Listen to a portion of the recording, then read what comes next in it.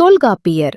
காணொளி கதை, சிறுகதை, கவிதை, புதுக்கவிதைகள், அறிஞர்களின் தத்துவங்கள் மற்றும் வரலாறு பக்கங்கள். அன்னை தமிழே, ஆ என்ற உயிரெழுத்தை அன்னைக்குத் தந்தாய்.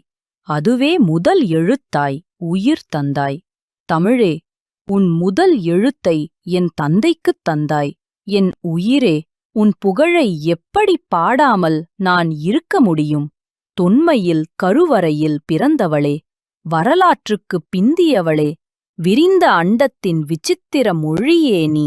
கோடான கோடி விண்மீன்கள் பேசும் ஒளியும் 7 கோணங்கள் சுற்றும் ஓசையும் உன் சொல்லில் எதிரொலி.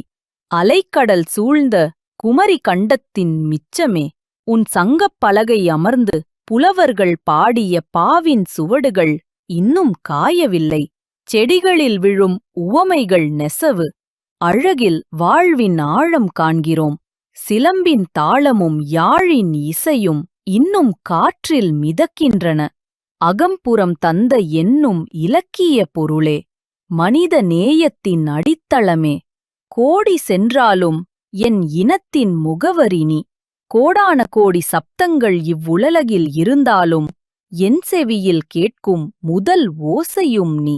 காலத்தை கடந்தவளே, நீ வாழ்க, உன்னோடு நானும் வாழ்கிறேன்.